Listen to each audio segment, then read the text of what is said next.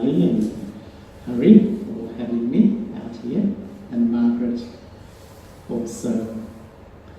And I feel where I'm going to share a little bit about, I think, a topic that touches the heart of every human being, which is creating healthy relationships. And I've seen a lot of research, and I don't think you need research, but a lot of research that says the most important thing in most people's lives is their family and their relationships. And even if so many things in life are difficult, if family and relationships is okay, life is not too bad. But often I've asked a question to many people: what has given you the most happiness in your life? And the majority will say the family, my relationships. The next question: what's given you the most unhappiness in your life? Is it the same answer? We all know how complicated relationships can be. And it seems to me that in our world at the moment, that relationships seem to be harder and harder. And if we look at the family, for the first time in human history, we're observing the breakdown of the family. In many countries like this one, less than 50% of people live in a traditional family with mum, dad and kids. And it's like our social support unit. It's that family atmosphere that feeds our hearts with love and belonging and nurtures the human spirit. We're also observing so many mental health problems. I sometimes wonder whether, we just have better research these days, or the reality is that the mental health issues are getting worse and worse. We are told that 1 in 4 people worldwide will have a mental health problem in their life. And if you ask a psychologist, they will have so many reasons as to why. But spiritually, I often feel that when there's a lack of true love, quality love in life, in this life or even a past life, the mental frameworks just don't work properly. Something doesn't work properly. And so a lot of, I think, our mental health issues are a lack of the feeling of love and belonging in life. There's so much loneliness. We live in these big cities, and yes, a lot of people feel quite alone. And I have a friend who works in management consulting, actually worldwide, internationally. And he says to me many times that the greatest cost to organizations is conflict. Because when there's conflict, they reorganize things, there's so many things. And when I observe my life, and I look at what I value, it's definitely, I'm sure like everyone in this room, it's the sharing of love. When we feel, when the heart is full of love, how do you feel inside? You feel so easy, you feel so relaxed, you feel quite content, quite satisfied. And definitely when you come in touch with others, you're much more compassionate and understanding towards other people. To me, the richest resource in life, the most important thing is a loving heart. A loving heart can break down barriers between people. A loving heart can heal hearts in pain. A loving heart can fill empty hearts. But when the heart lacks love, my observation, talking to so many people, is this mind goes into overdrive. The mind can't stop thinking. It becomes like agitated. Something's missing. The mind can't rest. The agitated mind is looking for something. To me, the first need in life is love. The first desire of the human spirit is love. And if that desire is not fulfilled, a million other desires emerge. The desire for material things. I honestly think, look at our world, doesn't matter which country you're in, this obsession with acquiring material things. When you feel really content, a lot of love in life, do you need anything? Do you need anything? I don't think you need much.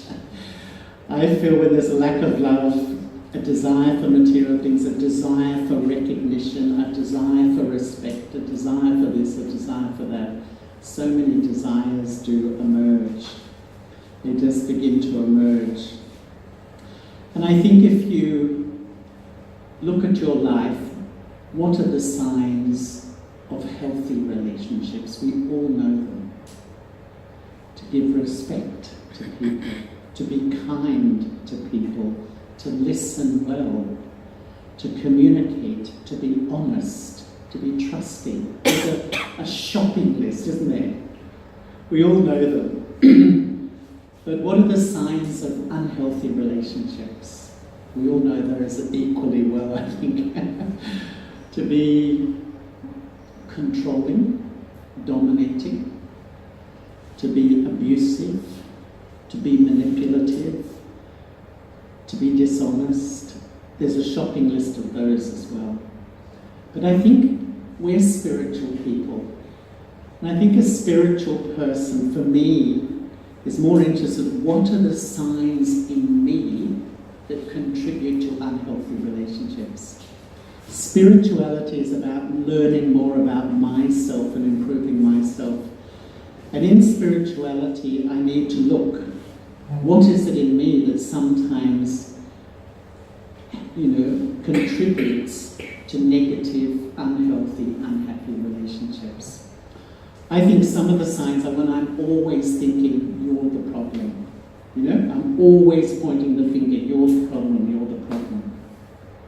Or I find myself blaming someone for everything going wrong in my life. You know how easy that is to do. If you change, everything will be okay. So they call it in English the blame game. The world is experts at the blame game. I heard one politician say 90% of politics is finding someone to blame. I think there's some truth in that. Or we have very high expectations of people, And the sign of that is some people are always disappointed. We're always disappointed. No one can live up to my expectations. But also, I would say we hold grudges. Something happens and I don't talk to someone, I don't communicate to someone, I shut someone out of my life. I can't forgive. I can't let go. Or even I'm regularly irritated, annoyed and frustrated. And if I'm feeling any of those feelings on a regular basis, it's a sign that I lack wisdom somewhere about relationships. And I think that one thing I heard many, many, many years ago, which is so simple, someone asked me a question. What do you have control over in your life?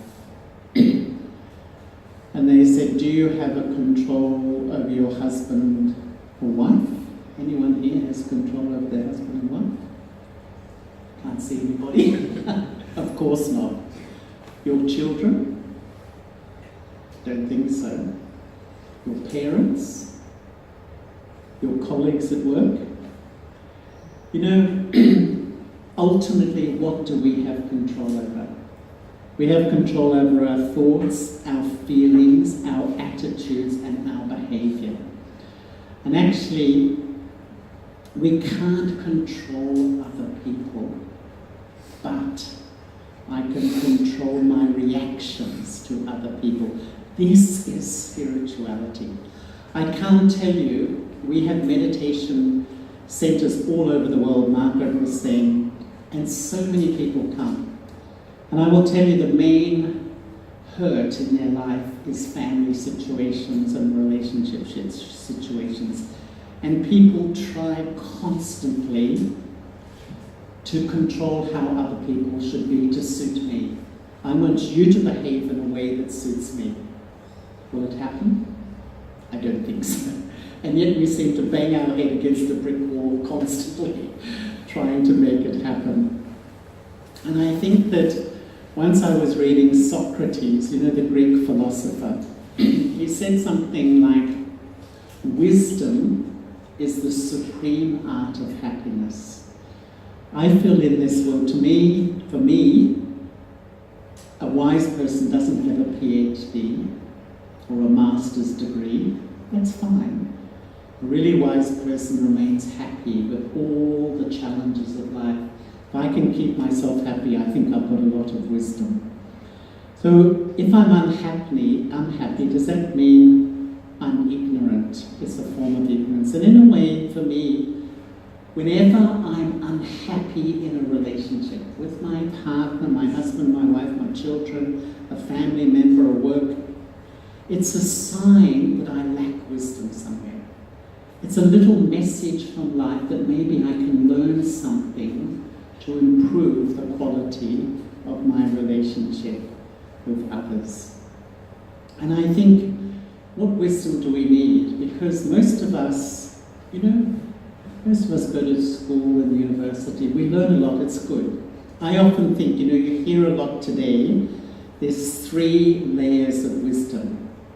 Our intellectual ability, our IQ. We go to university, we pass exams, we develop a career, we make money. We need to provide for the family.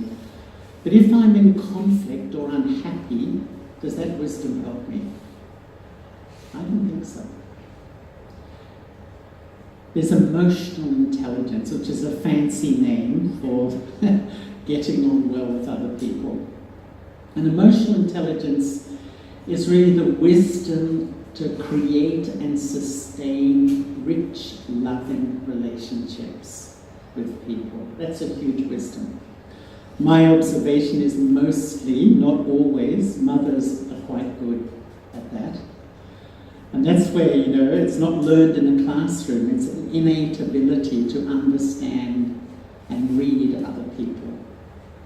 But the third wisdom I call spiritual intelligence. And if emotional intelligence is the wisdom to build a rich, loving relationship with other people, spiritual intelligence is the wisdom to build a rich, loving relationship with me. Because always I think the first relationship in life is with me. And if that relationship is not healthy, what happens? It pollutes everything. If I don't have a healthy relationship with myself, will I have a healthy relationship with others? The chances are less, shall we say. And that's why I love spirituality. Because spirituality says, okay, it's a very challenging world. We live in a very difficult world. We all know, don't we? And it doesn't matter where you live in this planet. But, do I have the wisdom to really understand who I am? And the more I can understand myself, I can start to understand others and connect with others. The first relationship in life is with me. If it's unhealthy, it pollutes each part of my life. And that's why I would say, before we even talk about creating healthy relationships with my family, my extended family, my friends, my colleagues, I would say there's 2 major steps. The first is that question, what sort of relationship do I have with myself? Do I have a healthy relationship with me? How do I treat myself? Am I loving? Am I understanding? Am I forgiving? Am I respectful? Or is my self-talk in my mind, do I talk down to myself? Tell myself you're hopeless, you're no good. You know that little person? Do you have that little person who lives in the back of your head sometimes? Who talks and tells you all these, no one likes you, no one loves you, this sort of, that little person in the back of your mind. Because really, before we can heal relationships with others, I would say the first step is to really heal the relationship with myself. And in spirituality, the first question we ask is, who am I? Because if I'm clear about who I am, I'll be much clearer about who you are too. If I'm a bit confused about my relationship with myself, then I'll probably be very confused about other relationships too. But when we ask that question, it's not that easy to answer, because sometimes I see that we have 3 personalities sitting inside of us, and I would say 2 of them really create unhealthy relationships. A part of my nature that creates very negative relationships full of conflict, which really destroys the beauty of life, a peace of mind. One of them enables me to have really a healthy relationship with myself and others. The first personality I call the I of arrogance, or the I of superiority. And this I takes its identity from my temporary self, my body. Who am I? I'm a whole set of labels. You know, I'm a male, I'm Australian, I was born here, my family's here, I'm an architect, you know, I studied architecture, I don't practice. You know, these sort of, and you see yourself as a whole set of labels. Mahatma Gandhi once said that labels are for jars and not for people. And yet we label ourselves, and then when I'm under the influence of my ego, the I of arrogance, I think, I compare with others, and I think others are better. You know, I am better, I should say, I know more, I am right. My opinion, the way I see things is right. And when it comes into my feelings, that's when I feel so easily insulted, disrespected, not valued, hurt, excluded, like people aren't including me. You think, what a disaster are those feelings in relationships. If I'm always feeling insulted, disrespected, not valued, I blame you. But actually, spiritually, it's like I'm under the influence of my ego. My ego is deceiving me. My ego is distorting my mind. And I would say that when, you know, that I of arrogance is ruling in my ego is ruling my inner system, it is so destructive. If you ask me, I would say the most destructive thing in human relationships is ego. And, you know, the role of ego just separates you, makes you feel different from other people. But my ego, which is often the image I present, is a cover for the ego of inferiority. You know that behind the confident self is that little unconfident me, the one who has a feeling of inferiority, I'm not good enough, you know. I call it the I of lack of self-respect, the I of inferiority. And this voice in my head says, others are better, others know more, others don't love you, others don't respect you. So it can be a very loud voice inside our head. And when it comes into my feelings, I feel hopeless. You know that feeling sometimes where you feel hopeless, you feel inferior, you feel inadequate, you feel unworthy. And I would say depressed. You know, it's depression. Once again, the World Health Organization maintains it will be the biggest killer in the world in a few years. 1 in 4 human beings are supposed to be suffering from depression. In psychology, depression, it's like a sadness that my dream in life to be loved and respected and valued hasn't happened. People haven't loved me and cared for me and respected me. But spiritually, depression is like a mourning for the loss of my true identity. I'm living my life, but who am I really?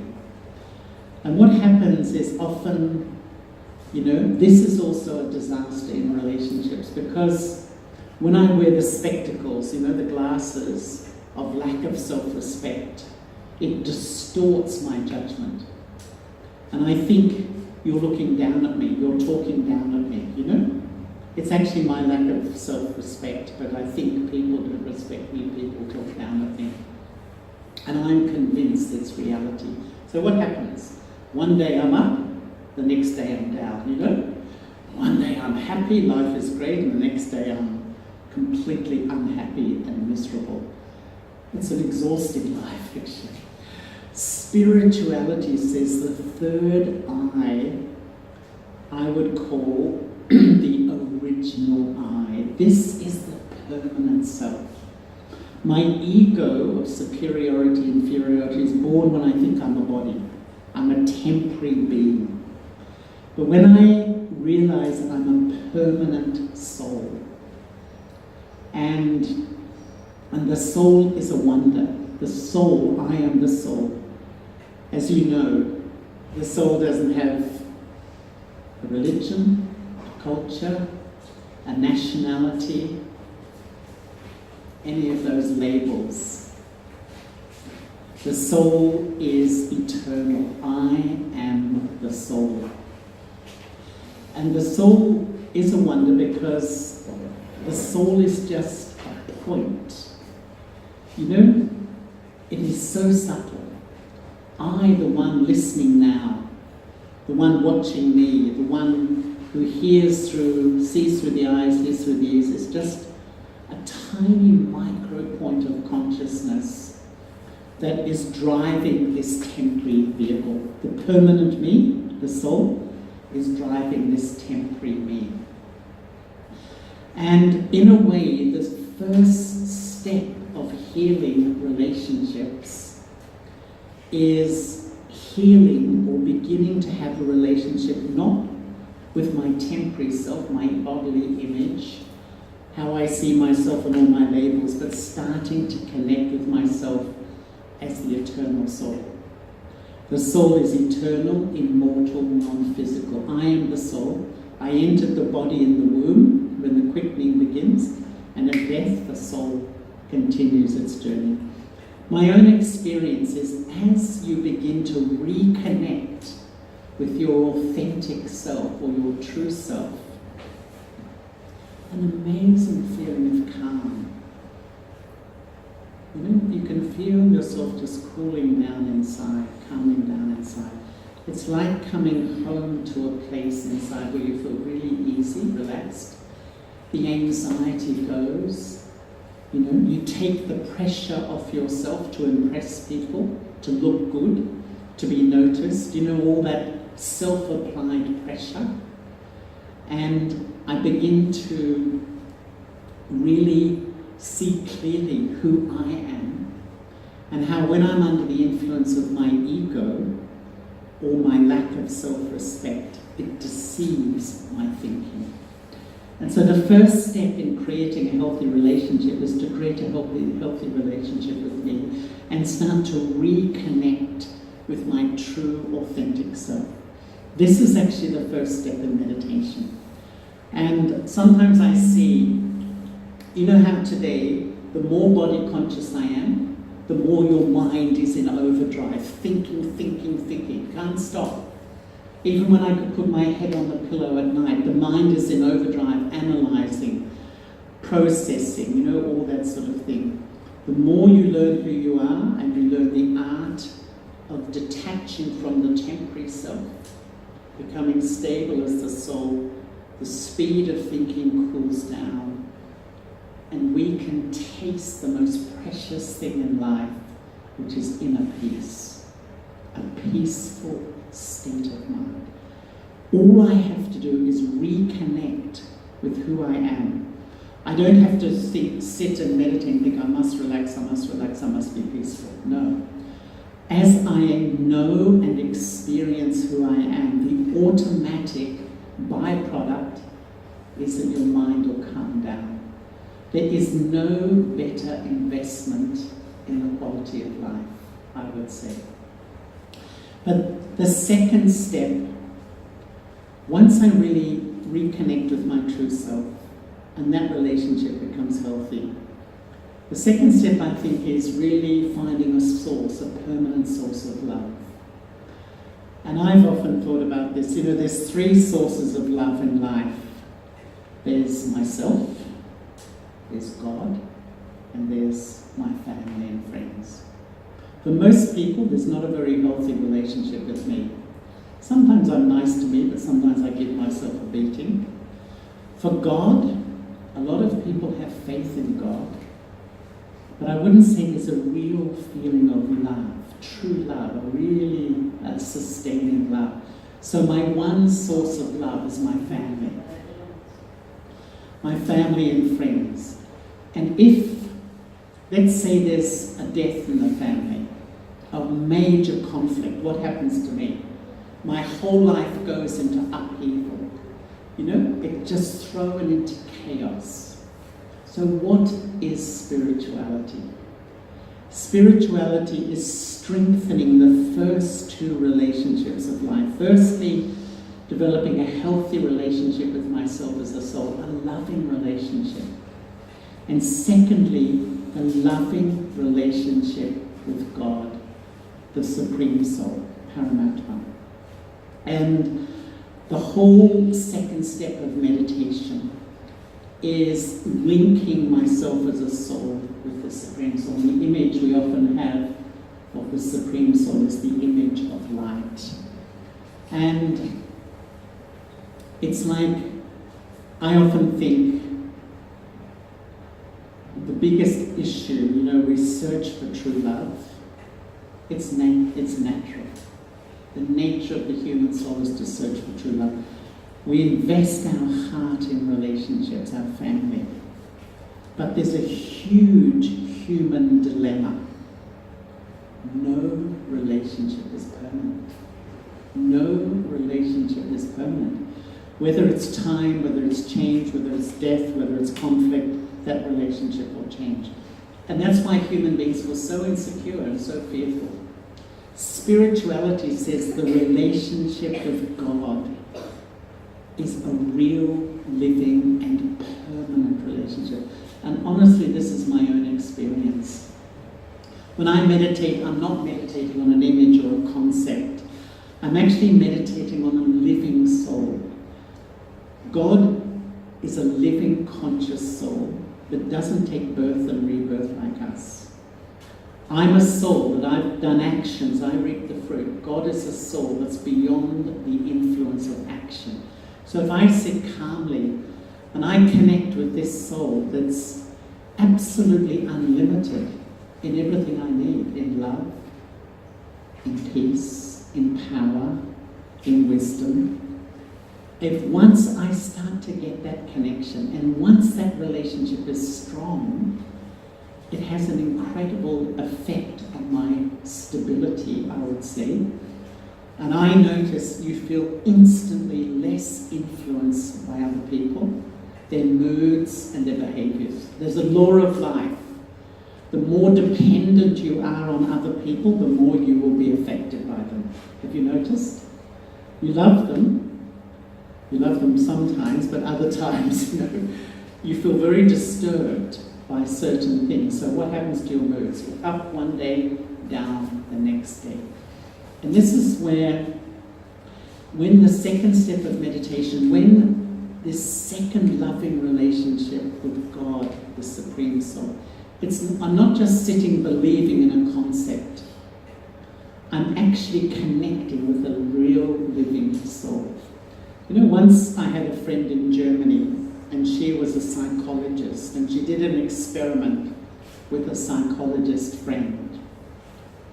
And whenever they thought of each other, they had a notebook, they wrote it down. How thoughts have an energy, telepathy, you think of, how, you all have relatives overseas, don't you? In India or Sri Lanka or somewhere. And have you ever, often I'm sure you've experienced, you think of them and the phone rings. Probably she just experienced that.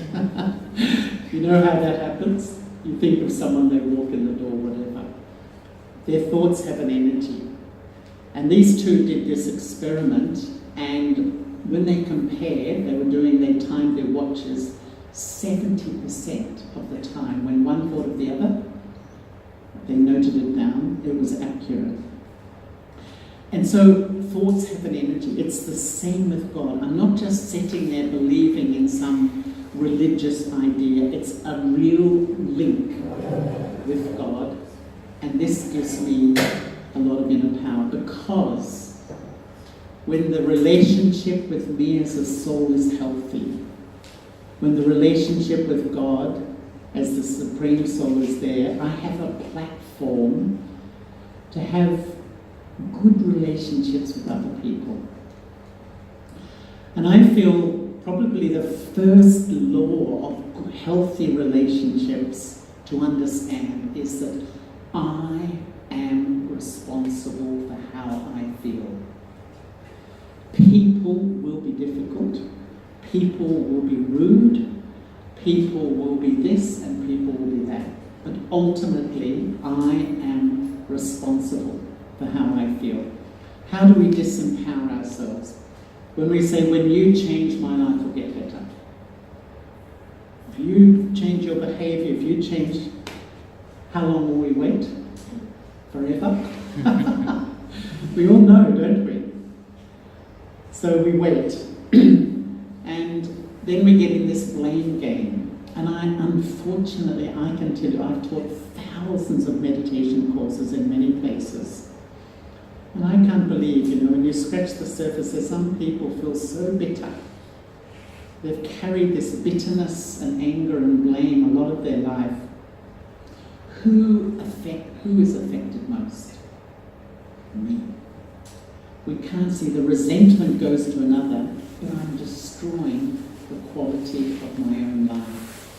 In spirituality, we would say the ultimate ignorance is to blame. Because my ego has made me blind to see what I need to do, what I need to learn, what I need to change. It's true, people are difficult and rude, but ultimately I'm in control of my thoughts and my feelings. And this is why I would say the first step for healthy relationships is have the honesty and the courage to say, I'm responsible for how I feel. And if I feel unhappy, I've got to look at that. And if I do, I can begin to change. If I keep projecting back on you, I will never change. The second thing I've noticed is to learn the value of everyone. Learn to see good in people. I would say, what is the measure of ego? I would always see fault in other people. Some people think, I don't have much ego because I'm very quiet and I don't say much. It's got nothing to do with that.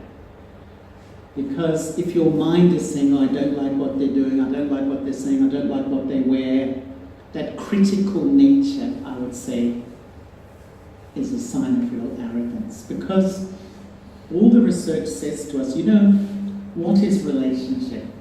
The major factor is communication, connection. And anytime you connect with another person, you're connecting on 3 levels.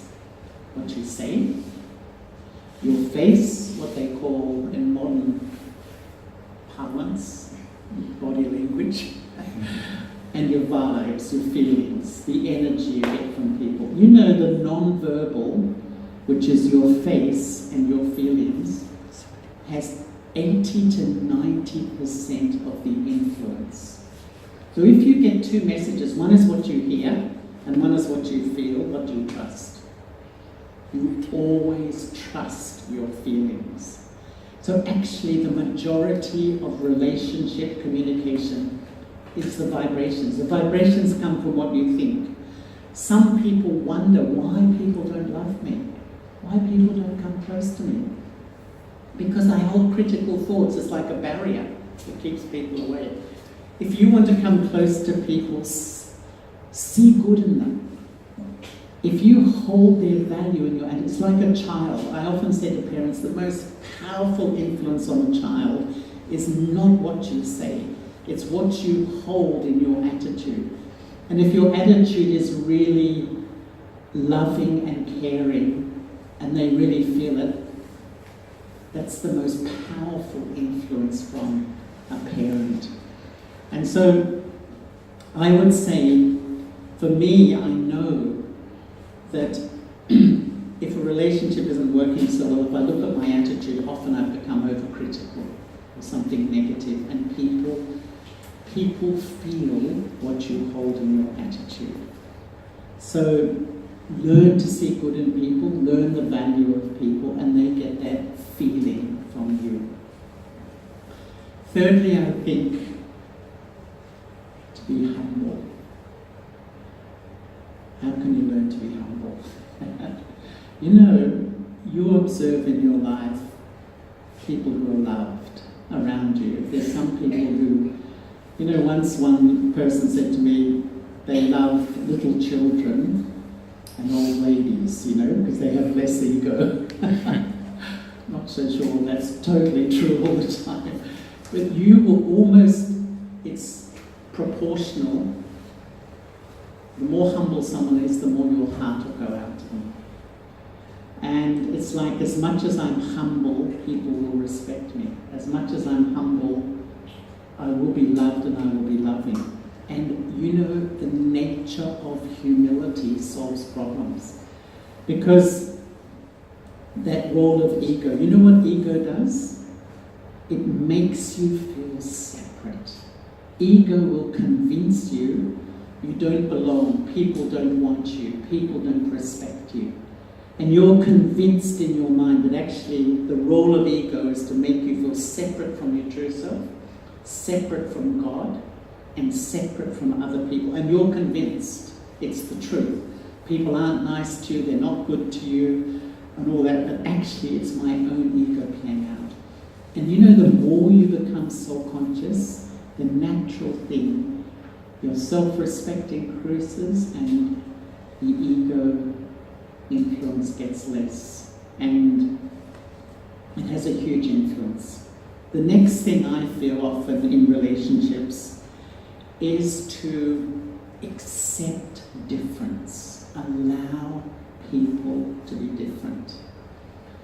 Because, you know, a lot of people want you to behave in the way I want.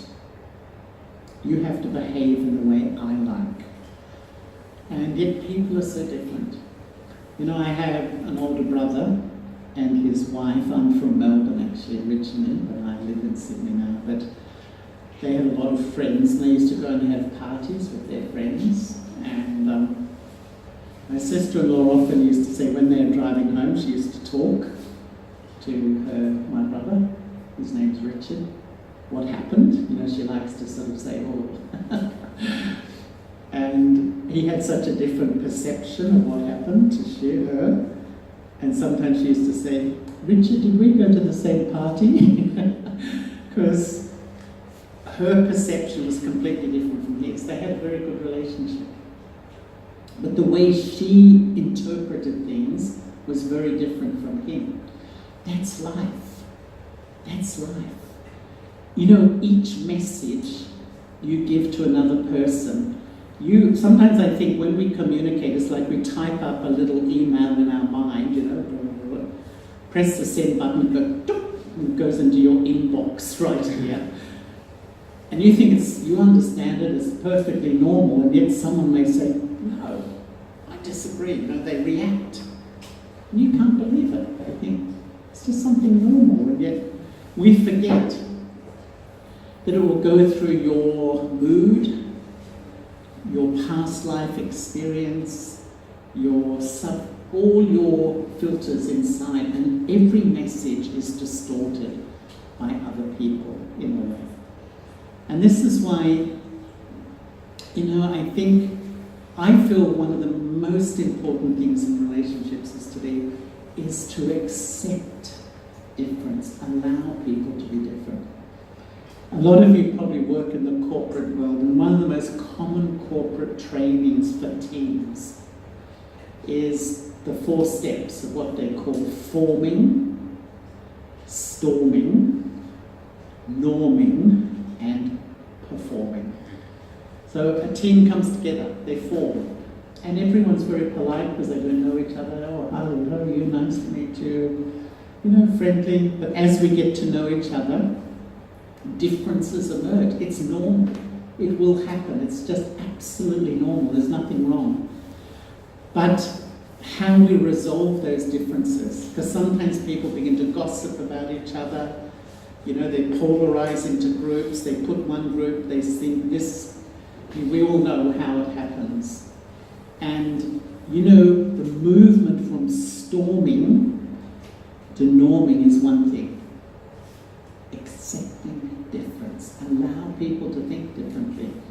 I think real love is accepting someone as they are, rather than making them become the person I think they should be. You know, to accept someone is true love, actually.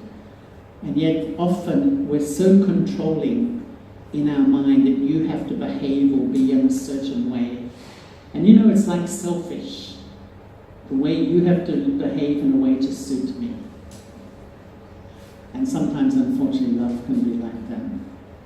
I would say, spiritually, one of the most important things, and in the Brahma Kumaris we talk about this a lot, is to give and keep giving. And there's a spiritual law that says, if you want love, give it. If you want respect, give it. If you want cooperation, give it. We all know the law of karma. Some people wait around for someone to love and respect me, and they will often wait a long time. I've observed the happiest people are the people who are always giving love and respect to other people. Why? Because 95% of the time that energy comes back to them. You know, I've observed some really happy people because they hold an elevated vision. They give love and respect to people, and the world mostly will give that back to you. And what we learn here is, I think, the most powerful thing in healing problems in relationships is to have good wishes for other people. Usually our response when someone's behaving against my values, I have negative thinking, critical thinking, angry thinking, you know. And we get into this mental game, this mental war with another person. And that's a disaster, really, and that only increases. But what I've learned here from the BKs is good wishes changes people. You know, I was in South Africa when Nelson Mandela became the president. I don't know if anyone's from South Africa. But what I learned from him was quite interesting, is that why he became such a successful leader, he respected his enemies. Now, most people will defame and hate the person. Actually, he even learned from the people, and he won them over. Often when someone is difficult, we disrespect them, and it becomes more difficult. But actually, the most disarming thing to do to someone who's against you is to give them regard. They wonder how to respond to that. And I think the power of good wishes, it's like, sometimes I think your mind, just imagine your thoughts are colours. Each time you think, you're spraying the atmosphere with these beautiful colours, you know, pastel pinks and blues, you know, of love and respect and care. And if your mind is filling the atmosphere with that, people will respond to you in a similar way. Really keep giving. And if other people stop giving, don't worry. And really, the spiritual person we take from God, take that peace, take that love, and keep giving. And it's, I would say, there's no more beautiful life than when you keep giving love and regard to other people. I'll finish in a few minutes, and we can, if you want to ask any questions, you'll be welcome. Because there's so many things. We could go on for hours.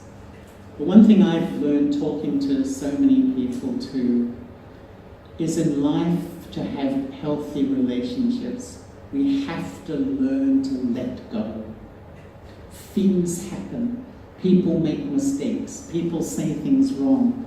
People do things wrong. And some people etch it in their mind. You did this. I'm never going to let you forget it. You know? And what happens? Once again, we suffer, and it has an effect. And one of the greatest acts of a spiritual person is to forgive others. And forgiveness is letting go all the conditions in your mind that stop you being loving. Because every time you can't forgive, you suppress your love. The thing that makes you healthy in life is to express love. At home, in the workplace, with strangers. I think the more you express love, the healthier you be. The guy say, you did this, I'm not going to love you. You did this, I'm not loving you. You know, what happens to me? And some people think, well, it's not easy to do, we know. Because it's my ego that wants to prove I was right. I was right. You know, I know a guy in Melbourne who, he had a falling out with a friend. They didn't speak to each other for years, a dear friend. And this is a very special man. And when he began to meditate, he wanted to resolve this problem. But his friend wouldn't take his telephone calls. And when he really looked at it, he was saying to his friend, okay, let's resolve it, let's forgive, let's move on. But deep down he said, and you were wrong, you know? You know how we say, let's get over it, let's move on. But inside I'm still saying, I'm right and you're wrong. It will never work. People don't, you know, you really have to have that real letting go. And some people have a problem because they think, well, I didn't agree with the behavior. I didn't agree with what someone did. I think it's possible to say honestly, I didn't really agree with what happened. It's against my values or what I would do, but for my peace and our relation, I'm going to move on. I'm letting go. How is it possible? It's really when the relationship with God is really strong. I find when I feel loved and close to God, you just think, why torture myself? Why torture myself with all these angry thoughts about things? Just let it go. Actually, you free yourself when you do. Finally, I think in what I've learned from spirituality is that to learn one vision, when you look beyond the body, how long does it take to judge somebody when we see them? 1 second. You know how you see somebody and you make a whole lot of assessments or judgments? It's human nature, I think most of us do it. But actually, when you really realize that in each of these vehicles there's an eternal soul sitting, and when you see the soul, that's the vision of equality. When you see a body, you compare. You feel superior or inferior. Unfortunately, and mostly we feel inferior to other people. But when you're soul conscious, you actually begin to see that really it's a human family and all this difference in our world. You know, I was in Los Angeles a few months ago and I went on a tour in Los Angeles in these small talks, and it was called Bridging the Great Divide. Because what is happening all over our world, if someone is different from me, people don't like it. In the old days, but these days, if someone has a different opinion, a different belief, sometimes they're completely rejected. People hate each other. Whereas life means we're different. We have different views, we have different opinions. Spirituality is actually enjoying the variety, enjoying the difference, and respecting someone who agrees with me and someone who doesn't agree with me. Someone who believes like I do, fine, but if they don't, that's also fine.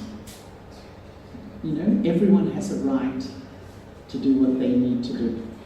And I think in this world, I think internally we're very fragile. We've become so fragile because we've forgotten who we are in this link. So we go along and small things happen. There's a little conflict or a little problem and I just lose it. You know, I feel confused, I feel depressed, I feel can't sleep well, you know. And then I get a bit better and then now something else happens and it happens, you know. So we have to strengthen ourselves. And honestly, the only way is to have a regular spiritual practice. And in this world, quite frankly, it's absolutely necessary. Who else will look after my mind but me? And that's where we learn a little bit of meditation. And it's not enough just to do it when I feel like it. And the world out there is the real world, you know, and I rush and rush and rush and rush and rush and but actually, I have to give time every day to care for myself. Because who else will? And what I mean is the quality of my thinking. And if you wake up every morning, rather than thinking what I have to do and start rushing, sit quietly. Who am I? This loving relationship with myself as a soul. And really, I love to sit in front of God and feel completely loved. Just feel, and you know, you just feel the whole in the world just relaxing, calming. And you start to realize that all the things we worry about are totally insignificant. Most of them are such tiny things. But when there's a lack of love, we become anxious about too many things.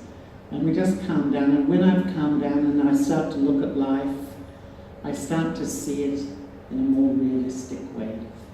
And we try to carry this attitude throughout the day.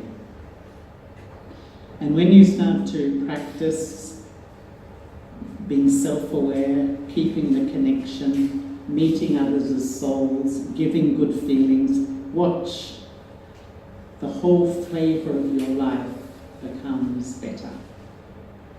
But the thing is just to give it a go. You know, I often say, I think most of us have meditated or we meditate, but you know, it's like fitness. If you do it every day, you get really fit.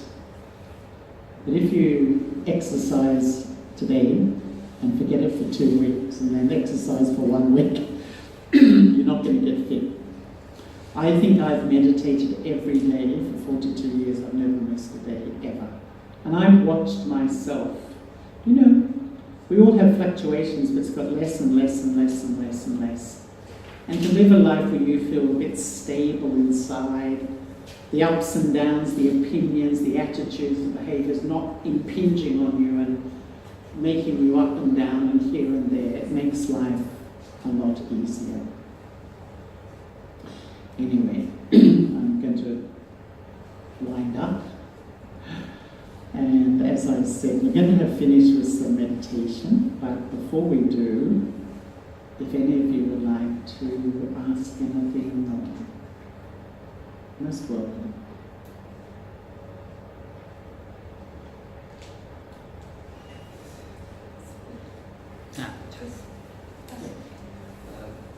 You said accept the people as they are. Now, in the road, we got the rules, the law. We have to go in left side. If people wants to come opposite to our in wrong way, what do we have to accept them? Well, you know, what I'd say, if I let myself get disturbed or upset or angry, will it help? Now, we can observe they're not doing the right thing, but if I let it disturb me, that's my problem. Because what we do is we see things that are not right and we get disturbed. Spiritually, we say right is right and wrong is wrong, but don't bring it into your feelings. The great wisdom is to be a detached observer, and a spiritual person learns Because how many things are going wrong in our world? There's so many things wrong. If I let it get to me, I'll be constantly disturbed. Now, if I can say to somebody with a lot of love and respect, you should be driving in this lane or whatever, if I feel it, I can. But if there's a hint of anger or annoyance, it will only make the situation worse. Honestly, I feel, is there any point to do that? Because the law of life says, you know, we can't control other people, but I can control my reactions to other people. It's the same, you know, I find that if we learn to communicate, and I really look at someone with love and respect, and I'm suggesting some change or something, often they feel your love for them, they might accept it. But today I would say most people are so sensitive. Sensitivity is ego. You know? Anyone sensitive here? We're hypersensitive. Have you ever been amazed? Just this one word from someone, something, you know, something, it just triggers some huge feeling inside. Because all of these things, we're all sensitive, we all react. But when you develop a regular spiritual practice, you start to feel less sensitive, less reactive, less angry, less hurt by things. That is real freedom in life, I would say. Because all these things destroy the quality of life. It's my own nature that destroys the quality of life. And the whole of spirituality is about learning about me and being honest with myself. I just can't keep blaming everybody else. What is it in me? Because that's where I can bring change. And I would say one of the happiest things in life is when I feel I change something about myself. The reality is it's not easy living in this world. I understand, we all know. And I think, I feel a lot of compassion for the people of the world. I think, you know, if you talk to psychologists, anxiety is going like this everywhere, in all corners of the world. Depression is going. I think the mind is so overactive. You know, there's so much worry about the future in people. We can be very judgmental, or we can offer compassion and understanding. It's not an easy world. Not an easy world to navigate. But if you have a spiritual practice, it helps.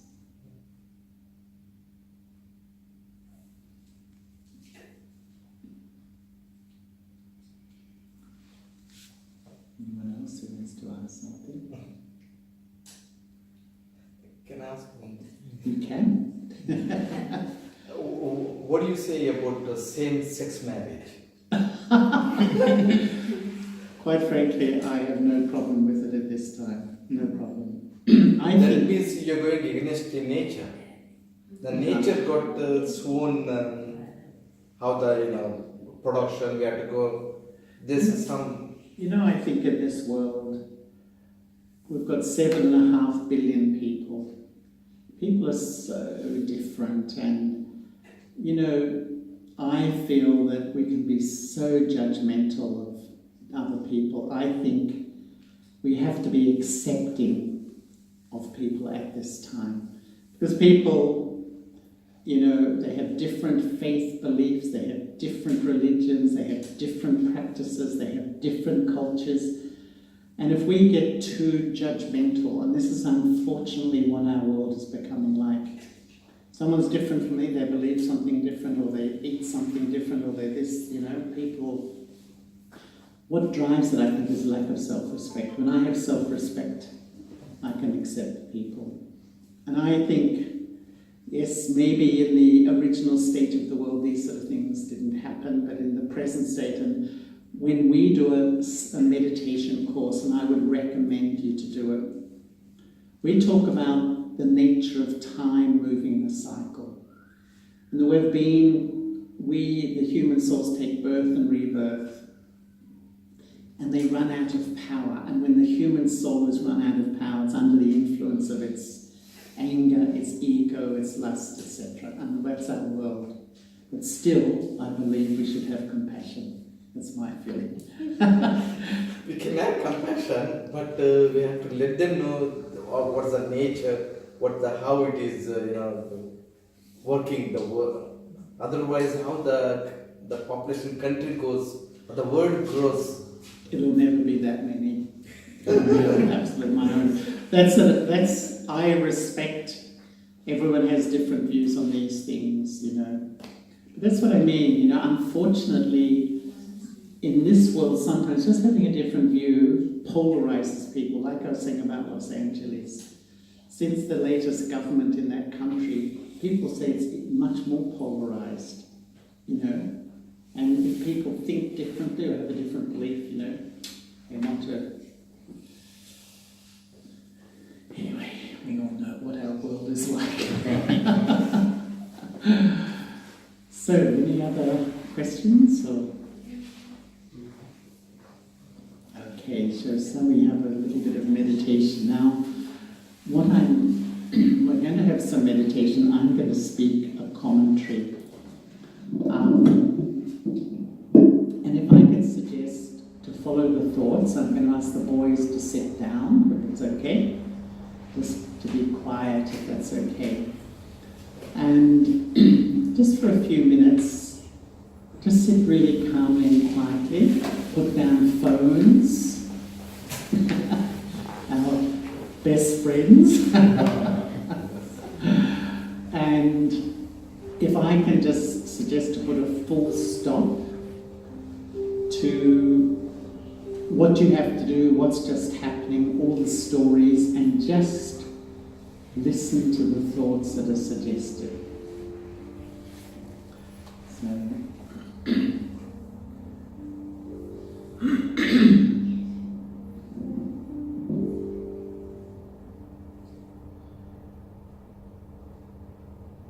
let me sit very quietly with a gentle determination to keep your mind focused. The first relationship in life is with me. How do I treat myself? How do I talk to myself? Just visualize yourself as the eternal soul. Visualize a tiny spark of life energy in the front of the brain, in the center of the forehead. I am a peaceful soul.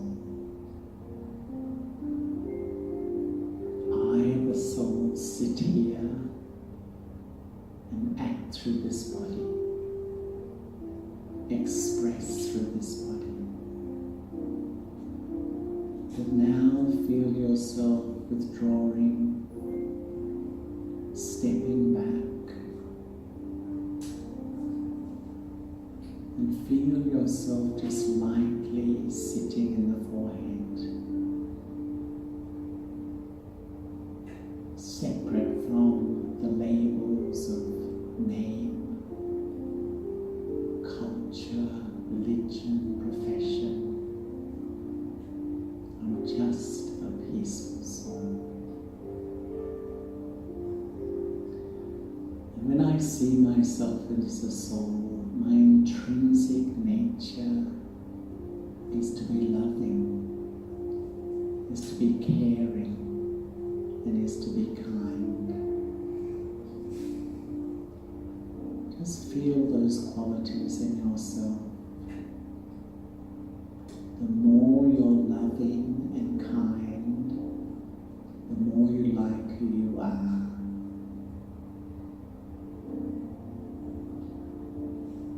If you treat others around you with anger or negativity, deep down, I don't like who I am.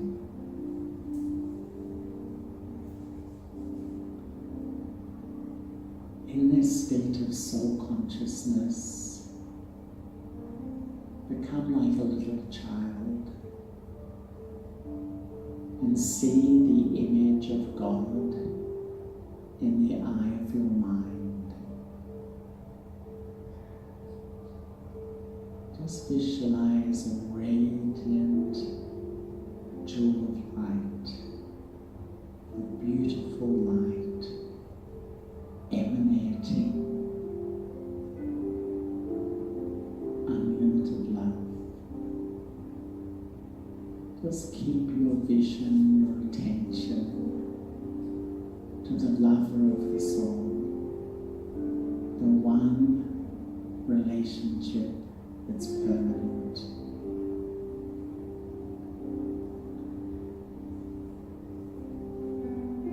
Just feel these vibrations.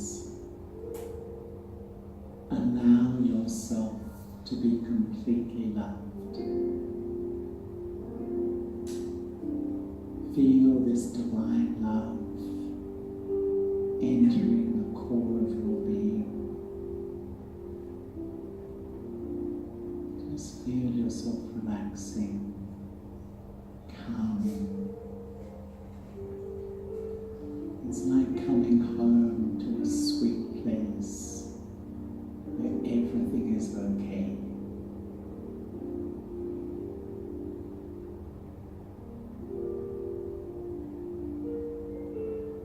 The first relationship in life is with me as a soul. The second is with God. And when these two relationships are strong, I have the inner strength to give love and respect to others. And the more I do, I will win the love and respect from the hearts of those around me.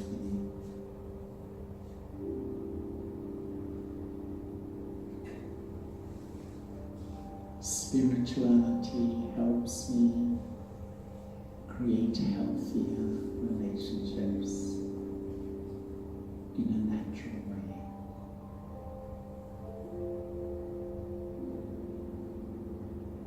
If each morning I wake, I sit quietly